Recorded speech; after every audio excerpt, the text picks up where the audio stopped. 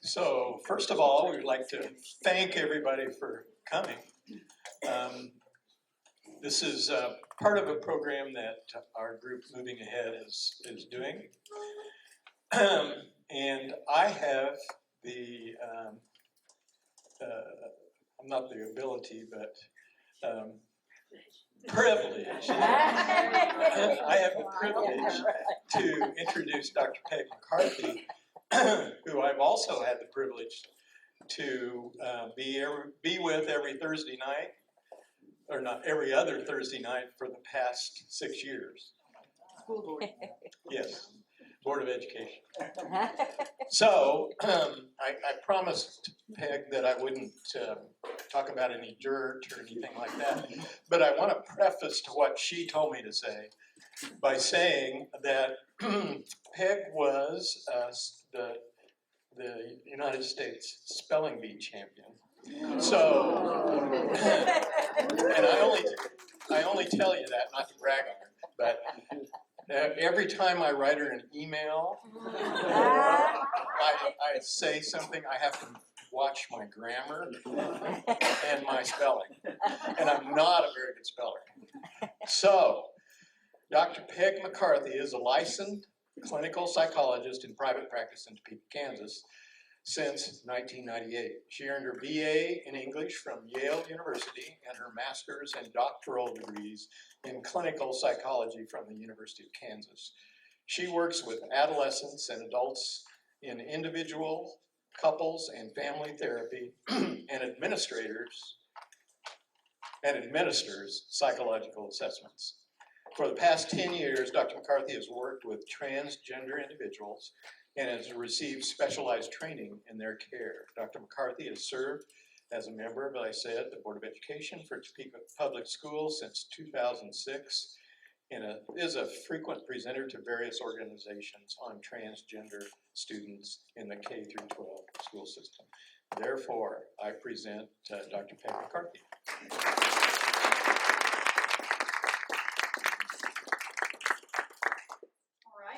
For inviting me here today. I see lots of familiar faces, and it looks like a friendly crowd, so that's good. Is this too loud? I'm hearing myself. Okay, is it okay? I'm just going to move it down a little bit because it's disconcerting hearing myself. So I think I was invited here mostly to talk about my experience in working with gay and lesbian and transgender youth, and to kind of give you an idea of their mental health needs, and particularly in relationship to their, thank you, that's better, their sexual orientation and gender identity. So I'm going to focus mostly on that, and along the way I'm going to tell you a little bit about myself and my background, and give you a little bit of information on kind of what I understand about adolescent development in general, and specifically identity formation, because that's kind of what we're talking about here. And then also give you an idea of the challenges that LGBTQ people face, and what we can do to make things better for them.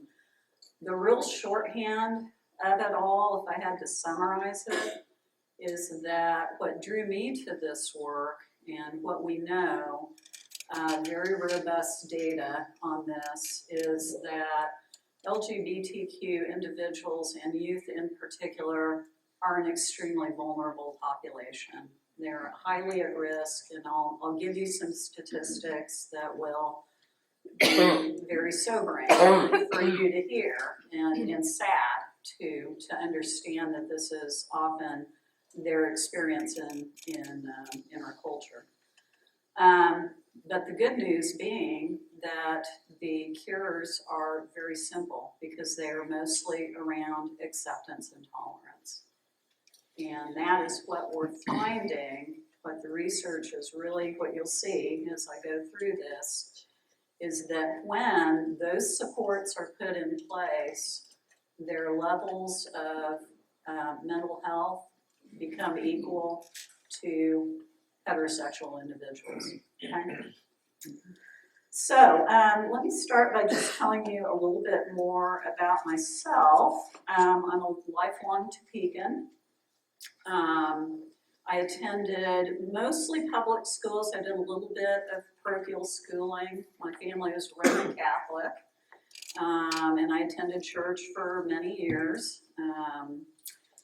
So that was kind of the faith tradition that I was raised in. I would say in my youth that I didn't have a lot of experience with gay and transgender individuals. I didn't really know anybody who was. It changed a little bit as I entered high school, although at that time, this would have been the very early 80s, it still was not very typical for people to openly acknowledge that they were gay or transgender in high school. The world is a much different place now, and that's a positive thing. For me, it wasn't until I was in college that I first had my own personal experience of getting to know people who were out of the closet, as they say, right? My college campus on the East Coast was an extremely accepting and tolerant place in which people felt supported. And so for the first time, I had friends who I knew to be gay. I had ones in high school who weren't out yet, but it was my first chance to kind of understand their viewpoint. And that is another thing you will find. I'm sure you've found that already. That once you begin talking face to face and hearing the experience of people who are gay and transgender and different from us in every way, that is your best way, even rather than listening to me. That would be your best way of really understanding what their experience is like and really understanding that they are no different from you and me. Let's see. So in my training as a psychologist in graduate school, I got very little training in this area. Maybe a lecture or two in our kind of cross-cultural differences class. But it really was not until I was out in practice and a couple of things happened in our culture. I'm sure you remember these well also. And this really changed the course of my practice. So two things: legalization of gay marriage, right? And the coming out of Caitlyn Jenner. Most of you remember the Olympic athlete Bruce Jenner. He was, I remembered him as a child. He was, you know, a renowned athlete and kind of picture of masculinity. So when he became she, which was what she always felt herself to be, unbeknownst to all of us, that really caught people's attention and I think really led to many transgender people to begin to feel for the first time, hey, maybe it's going to be possible in this world for the rest of us to be able to do that, to be who we really feel ourselves to be, okay? Suddenly I began getting lots of requests in my practice for therapy and for psychological assessment, because often people who are seeking hormone therapy, who are transgender, are asked to go see a psychologist first.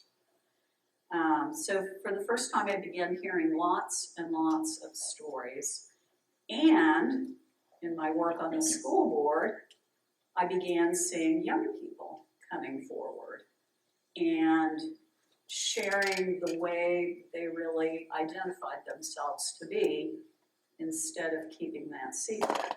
So I want to emphasize again that this isn't a trend or a phase throughout history, throughout cultures. This has always been the case.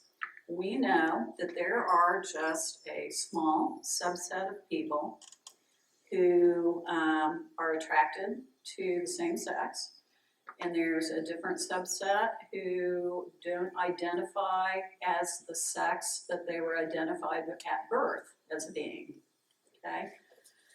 And our current understanding in my profession is to not see this as pathological. And this is a change over time. There was a period in the past when homosexuality, for example, was identified as pathological, and it was a diagnosis you gave, and it was something that was attempted to be changed.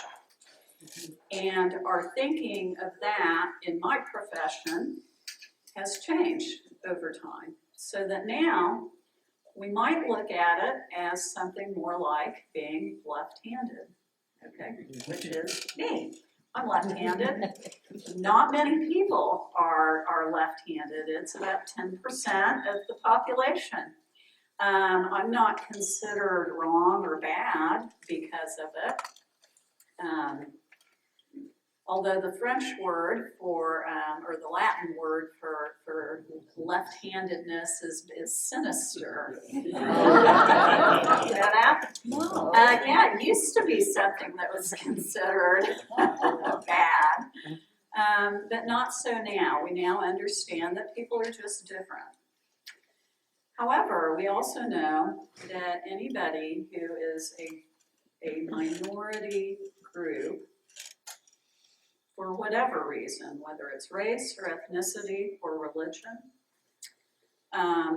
is likely to encounter some kind of prejudice or discrimination. And as we look at the kinds of suffering that gay and transgender people go through, it's because of this. It's not because of the way they are. They do not experience distress in loving somebody of the same sex or in identifying as a different gender. That's not what causes them distress. What causes them to suffer is the reactions of other people. So again, just keep in mind that points the way toward what we as a society can do to help and to help these numbers. And I have to say, I will say this, it's pretty thrilling as a psychologist to be able to work with these people and see such a change in their mental health. I don't always get that experience. Sometimes I have people with severe mental illness where sometimes the best we can do is just kind of help them to cope with their condition. This is a case in which we can truly make a huge difference in the well-being of all transgender and gay individuals, and especially children.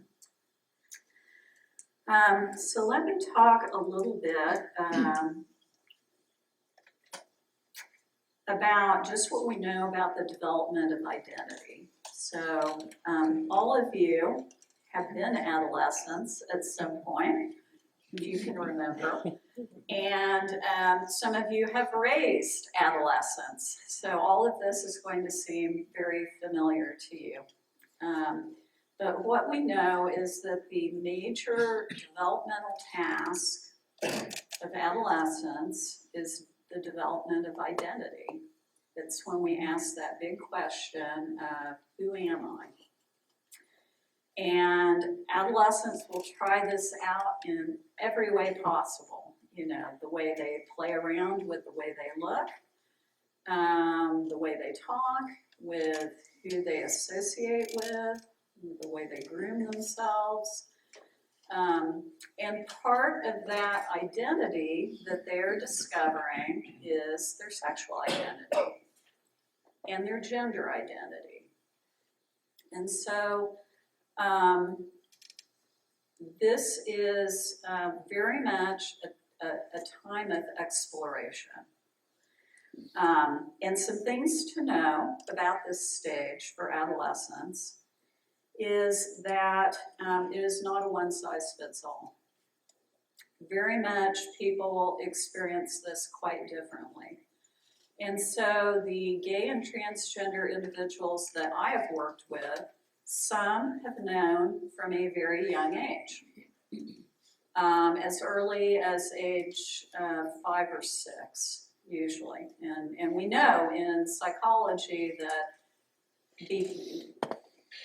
pretty early on, like between the ages of 2 and 4, young children are already getting a sense from society what is considered masculine and what is considered feminine.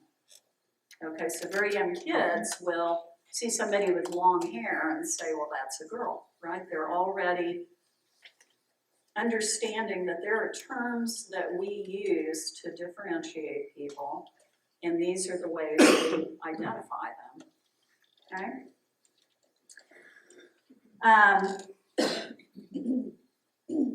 Some individuals don't become aware until much later in their lives. Even as late as 30s, 40s, 50s, some transgender people will have had a sense that something didn't feel right to them. Sometimes they may come out as gay first before really understanding that that doesn't quite capture their discomfort with who they are. I would encourage you to not feel like there's a litmus test for this, that everyone's experience is different, and there's no one right way of being gay or being authentically transgender or whatever. And the reason I bring this up is sometimes I get these questions from people, like particularly in the school system. Well, how do you know that the kids aren't just faking it? Isn't this just a phase? Aren't they just playing with us? So again, when we get to these statistics, you're going to see that there really is not much positive reinforcement for that kind of behavior. We have no reason to believe that is the case because, quite frankly, it's not something that brings them any kind of positive attention.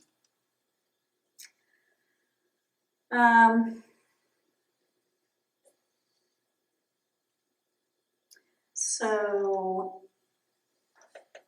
back to identity. So those who do begin to experience a sense of there is something different about me. I am supposed to be attracted to the opposite sex. I've learned this from childhood. And now I'm discovering that's not the case. Something's different about me. For transgender people, it's the sense of if they were identified as a girl at birth, I really feel myself to be a boy. I want to dress like a boy. I feel I am a boy. I dream. When I dream, I see myself as a boy. That's an interesting thing.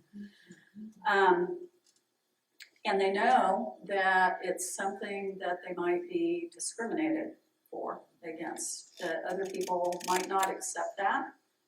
And so it's a secret self that develops from a very early age. If you think about it, one of the things that happens to us as children is that our parents and the loving adults in our lives are mirroring to us who they see us as, right? So we get a very strong sense of this is who, while you're developing who you see yourself to be, you're also getting a sense of the way others see us. And for the most part, that matches, right? Particularly in terms of gender identity. I'm identified female at birth. I feel like I'm a female and others see me as female, right? Sometimes that's not the case though. And that is, they may get the message very early on that it's not okay to express that as being different. And so a secret self develops.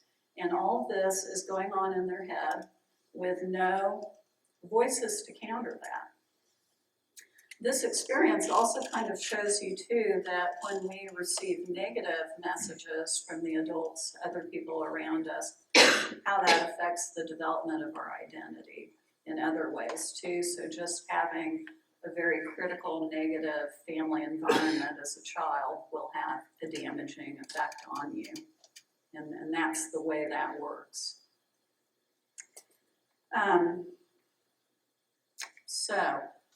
All hell kind of breaks loose when puberty hits. And this is when most transgender people, and I would say most gay people as well, really begin to get a sense of this is who I'm attracted to, or this is who I identify myself to be. Just by knowing that, isn't it clear that it's very hormonally influenced? That's what happens. Yeah. I know that you guys have already received the talk about the kind of biological and genetic basis of sexual orientation and gender identity, and I would just reiterate that the evidence continues to accumulate. All the research that we're doing does suggest a biological basis for this. And we especially see it with this emergence at puberty. So for us working in the school district, this becomes a very important issue for us to confront and put policies in place to, number one, help prevent discrimination, and number two, help provide support. And I'll talk more in detail about that.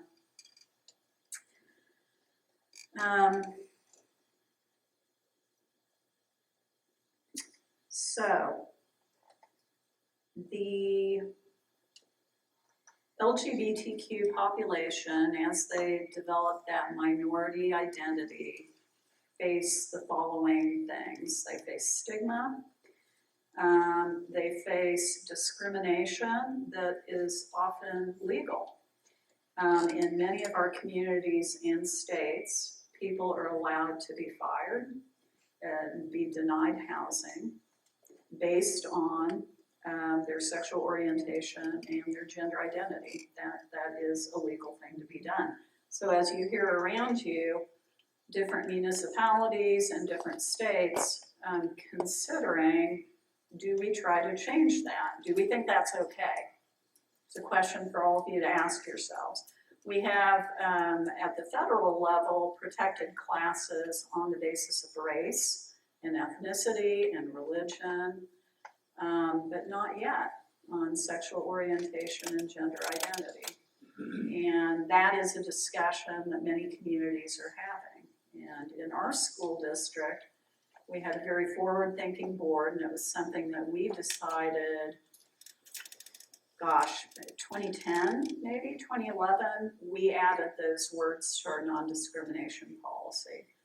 And it's that piece by the people who are in charge, who have the power to make the difference in people's lives, that you can start to begin to put protections in place for people.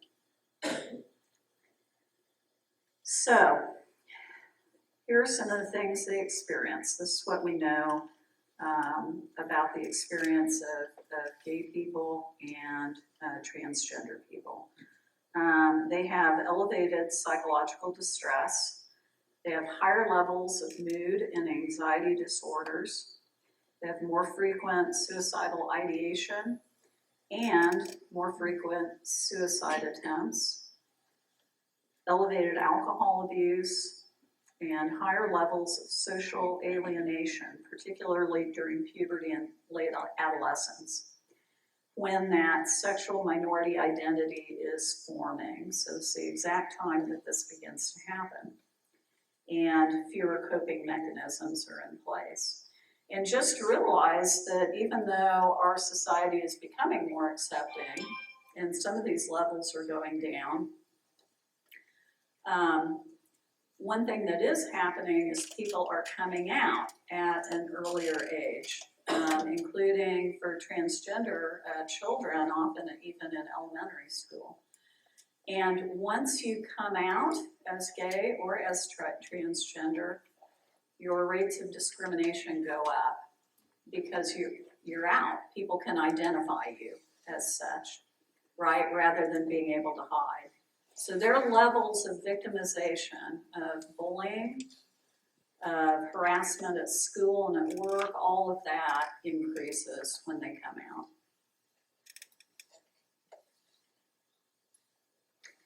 The stress of coming out is greatly affected by the environment they're in. So like I said, the negative effects that they have, the mood disorder, for example, mood and anxiety, that is a result of the discrimination they face. So obviously, if we can provide welcoming and tolerant and loving environments for them in their families, at school, at work, at church, all of those places, their mental health improves. It's that simple, truly. Now, it doesn't take care of everything they struggle with, right? They're human beings like the rest of us. But when we're able to improve those environments, their rates become equal to heterosexual individuals, okay? So then there's no difference. Okay, what about our schools? Let me give you a few statistics. What first really drew me to my work in this area was this statistic. 50% of gay and transgender youth will attempt suicide in their lifetime. 50%. In my estimation, the other 50% have at least thought about it. That's really not an overestimate. Their suffering that they experience is high. And for many of them, their level of self-hatred is way higher than we would expect, and is very distressing to come to understand. Here are some other statistics that you should know about. I just want you to kind of have a realistic idea of what our kids face at school. So this is specifically at school. 60% felt unsafe at school because of their sexual orientation. 60%, okay. 35% missed at least one day of school in the past month because they felt unsafe. Okay, this is not just feeling fearful of other things, this is literally feeling unsafe at school. Most of them reported avoiding school functions and extracurricular activities because they felt unsafe, 75%. Okay, so they're isolating themselves even further.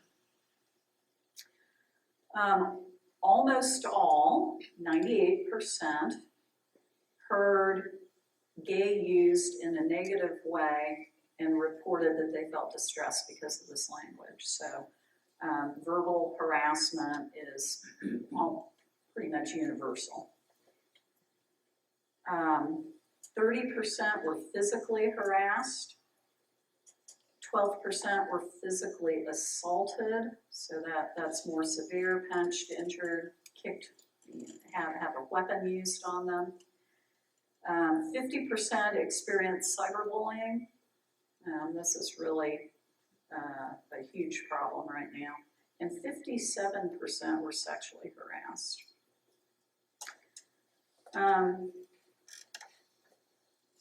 And sadly, this isn't all coming from other students. So let me find this one statistic, because this is one that's always really shocking. Is the number who experience it from teachers. 30%. Okay, and I'm going to give you some case studies kind of at the end of this presentation, just to give you maybe a little kind of closer view in which I'll describe some of the things that we've seen happen in our schools, including from educators. So all of these statistics are really meant to underline just the amount of victimization that they experience in society and at school. It's not something that's being trumped up, it's truly there. Now, there is one statistic that's gotten a lot better since I've been giving this presentation, and this makes me very happy. When I first started giving these talks, because I'm asked a lot to present to school groups, which is a good thing too, right? They're trying to get education from people who have expertise. I've presented to school counselors, and I've gone to schools and presented to teachers. So one of the statistics that I gave was that particularly among transgender individuals, 40% will be rejected by their family. And I mean, thrown out of their house, 40%. Not surprisingly, family acceptance is one of the biggest predictors of whether they'll make a suicide attempt. Okay. So I had to change this statistic recently. It's now down to 18%. Wow. Okay, that's some hope. And that surely is just because of education and because of these brave individuals who are publicly identifying, right? Because like I said, they've always been here. They've just never felt like it was safe to really be authentic, like you and me, to be who we feel ourselves to be. So now we're beginning to see some of that change. Okay, so let me switch a little bit to just talking about what it is that we can do differently in our schools to make things better for kids. Here are some of the things that have been found to be, to help reduce those suicide rates. So increasing student access to information regarding LGBTQ people, their history and events. So some of that can be in our curriculum, like even library resources. We know that letting schools have a gay-straight alliance. I don't know if any of you have heard of that. It's sometimes called GSA. So this is or any student-supported club that provides a welcoming atmosphere for kids. Sends a very strong message. This is a place that you are welcome, you're supported. Providing professional development for school staff, so that's similar to the kind of thing that I do. And I'll say that those are mostly friendly crowds, but not completely. I can see in the audience, and I can see lots of heads shaking and refusals, and occasionally I'll get a question that reveals their opposition to having a more open policy. So we still have a long ways to go on that. Ensuring that that school policy is in place. So a lot of districts will say to me, it's too controversial. Okay, it's hard, I'll say that as a board member. Our meetings where we vote on our sex ed curriculum, not my favorite.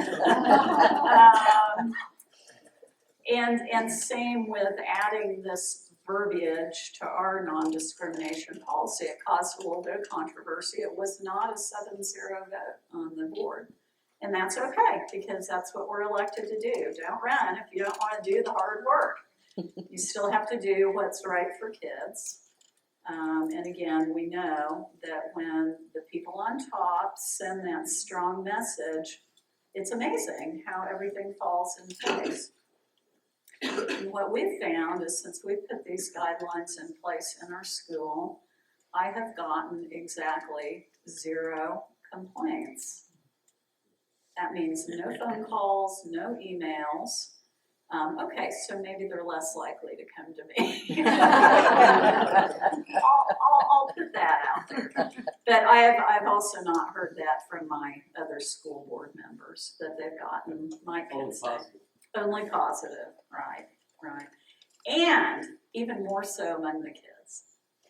And this is some of the best news out there. Our current generation is just awesome. The much maligned millennials just have wonderful attitudes. And so we get really no opposition at all among students. Now, I can say that, but these statistics also suggest that kids still are hearing some. So not everyone's on board. And what's clear, here's something really important that you can do as an adult. People, youth who are questioning their gender identity or their sexual orientation are keeping that secret, usually to begin with, right? But they are listening and they're watching all of you and seeing what are your attitudes. So if people joke, if they make that phrase, oh, that's so gay, okay, that's probably the most common negative homophobic phrase that they hear, okay? If you tolerate that, if you laugh at it, or if you simply just stand by and don't say anything, they pay attention, they know that. And that tells them whether they themselves will be accepted or not. And so I would challenge all of you to call out that behavior and to say it's not okay, just the same way you would if you heard somebody use the N-word, right? It's really no different. So it makes a difference in these people's lives when you stand up for them. And that is something significant that you can do for children and for adults.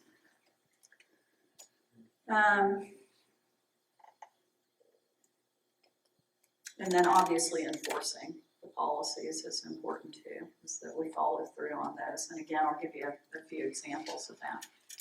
So what about church? There has been some interesting research lately, and has anybody talked to you about that study out of the University of Texas at Austin? You heard any mention of this? So this is a really interesting study that was done. So in the past, studies have usually indicated that religion in general protects people against thoughts of suicide, okay? That for a multitude of reasons, people usually are supported and their mental health is better. For people who rate the importance of religion in their lives. So there was a study that wanted to look at this a little more closely with regard to sexual orientation and gender identity. So they did a huge survey of the University of Texas at Austin. You know how big that school is, so they had a really high number of people responding. And they asked students about the importance of religion to their identity. They asked what their suicidal behavior was, thinking and attempts, and then asked them about their sexual orientation. So, for heterosexual youth, so for straight people, religion was protective. People who rated the importance of religion highly were less likely to think about suicide or to attempt. The opposite was true for gay youth. Lesbian and gay youth who said that religion was important to them were 38% more likely to have had recent suicidal thoughts. So, what can faith communities do? Faith communities can be places of refuge and sources of support for young people.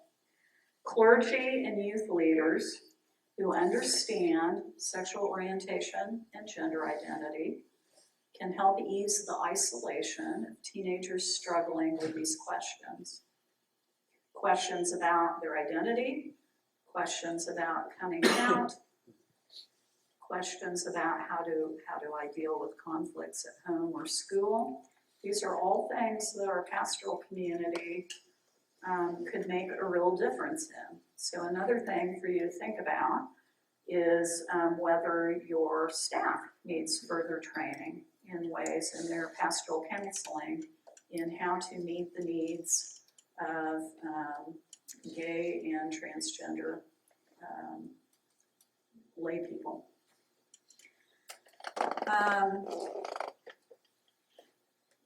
And such support can be life-saving. This is a quote I found from a Christian community report called Faith Matters that I thought was especially apropos.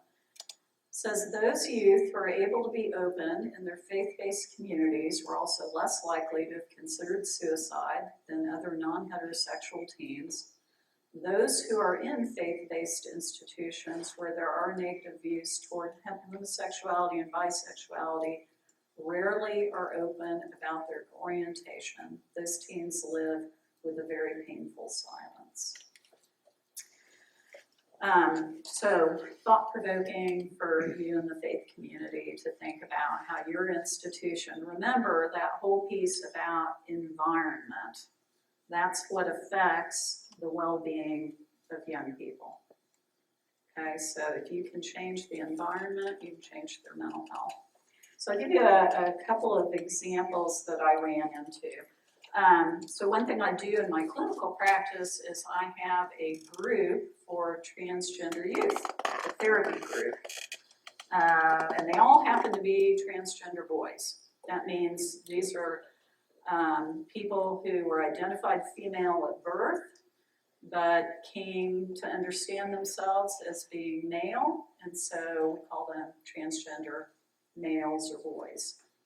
And these young people are all between the age of 16 to 22. So they've been kind of my own little data pool for me. And when I give these presentations, I draw a lot on the experiences they share with me. So I'm going to contrast two of them, two transgender boys. So one of them first came to me as a freshman in high school and was in the group that was also in individual therapy with me. Very rejecting family. Parents were having all kinds of other conflict of their own, including marital conflict. There was some mental illness in the family. But an absolute rejection of the transgender identity of this boy. Interesting because his older sister had come out as lesbian. So the family was already dealing with the sexual orientation issue, but now had also the transgender identity of a child that they were trying to struggle with. And, parents of youth who are different have to go through a whole process of kind of grieving for the child that they don't have. And actually we each have to do this, right? Whoever our child is, as much as we love him or her, they may not be everything that we had dreamed about or anticipated. In all kinds of ways, not just sexual orientation or gender identity, but maybe some choose not to marry and some choose not to have children, and some go into a profession that we don't approve of, or all these things.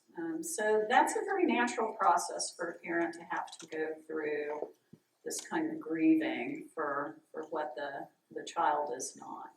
And if you engage them in that family process, what was really interesting with this child in particular was that when he started out, he had had multiple suicide attempts. His suicidal ideation was very strong, had some hospitalizations in there. But what was pretty incredible was over the next 3 years, parents slowly came around. Because they really did love this child, right? And as they saw the child come out and embrace his true identity, they were able to see my child is happier and doing better. And this is who he really is. And as children are allowed to experiment with that, to transition, If they choose that that's their course, then it becomes clear to the families that this feels right to us as well. And so I can now report that this child is in his second year at KU, straight A student, doing fantastic, very mature, and that his relationship with his family has evened out and they're doing better. And that change made all the difference in the world for him. No longer suicidal. And he has medically transitioned in the sense that he is now on testosterone. That's another piece, the whole transition process when we're talking about transgender individuals isn't a one-size-fits-all either. Some people choose only to undergo a social transition, where maybe they change their name and their presentation. Some people choose to go the medical route. It's different for everyone. Often dependent a lot on what they can afford. The other student, very different family situation. And he had an interesting experience. So, again, identified female at birth. As he hit puberty, he started growing facial hair and having some masculinizing changes. And because he was initially identified as female, right, his family took him to an endocrinologist and they actually gave a hormone blocker to stop that. The irony is, this is a child who really did identify as male, and so later on, what he ended up doing was going back on testosterone, and what they found was that his natural testosterone levels were quite high, higher than what you would expect for a biological female. At the same time, when he was given that hormone blocker, didn't change his feelings about being male. Because I know sometimes that question comes up too. Is there some kind of medical treatment or something that we can do? No, well, that's not our understanding at this time, nor is it something that we want to do because that's who they see themselves to be, right? So this child had extremely supportive parents. He was the youngest of 4 or 5 siblings. They had him much older in life. They were very experienced parents, very on board with helping him from the very beginning. And consequently, this was a child who I never saw suicidal thinking from. A lot of anxiety, which is pretty understanding, and also was just part of who he was in his family, right? Had an anxious family. But again, supportive family, came out at school very early, maybe a little earlier than was best. He was a real people pleaser. And I think sometimes gay and transgender individuals, when they first come out, are so relieved and happy and liberated and enthusiastic about being able to be authentic that sometimes the young people especially may feel some pressure to be activists or to really become involved in the community, and that may or may not be what's the best thing for them. It does increase, again, the amount of discrimination and prejudice that they'll experience because they're putting themselves out there. So this child has progressed through our schools successfully. He also is at a state university doing well. And I would say that his family support was pretty key to that. I'll give one other, for that latter kid, I'll tell you an example from our schools of one experience that he faced at school that came to our attention as board members. So he was enrolled for sophomore year and got his schedule in the fall and noticed that one of his classes had been changed. He was assigned to a different teacher, didn't know why. didn't think much about it, but mom and dad were suspicious. They said, you know, why did this happen? And what they ultimately learned was that the teacher who he was originally assigned to had seen his name on the roster and had gone to the school counselor and said, I will not teach this child. And the counselor, thinking that he was doing what was best, just switched him into a much better class and better teacher, but ended up just sidestepping the whole issue, right? And the principal never even knew about it. So the only way that we learned about this was because the parents advocated for their child. So clearly in our school policy, because we as a district had protected against that kind of discrimination, we could clearly say to the teacher, you're violating our policy. And the teacher said, I am doing it on the basis of religion. I cannot call this child, I cannot lie. It's against my religion to lie, and I would be lying if I called him by this name and these pronouns. And, you know, we were able to say that doesn't lie. Nice to lie, but no, you will teach whatever child you have, and you will not discriminate against them, and you will use the name that they want to be called. And then this teacher chose to retire and is now teaching at a parochial school, a private school where maybe it's more fitting with her beliefs. So I think what's interesting to think about with that is that this was going on unbeknownst to any of the adults, because what we then found out later that really broke my heart was that this teacher was also homophobic and had been openly discriminating against gay and lesbian students in her class, and they had never told anyone, which is often the case with young people, right? They will often not report. And all those statistics I gave about the harassment and the bullying that students experience is that often that is not being reported, or when it is, there's a perception on the part of the students that nothing's done, which kind of further shuts them down.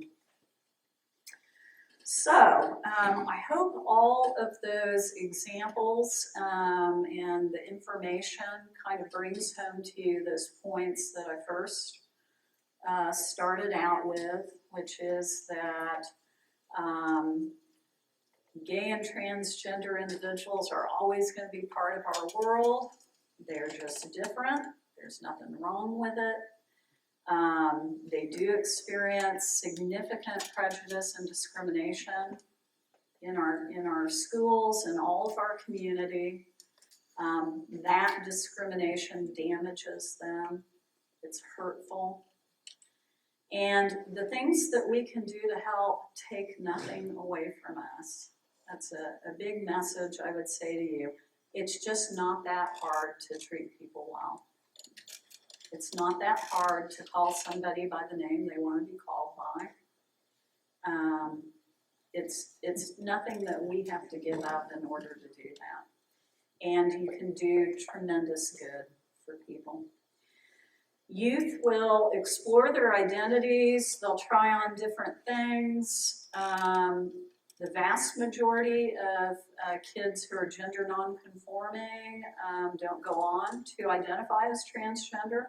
But being given the freedom to explore that, as we do with our youth with all other areas, we let them explore in terms of jobs and sports and activities and who they date. Giving them that freedom is part of what's good for them and what we can do to support them.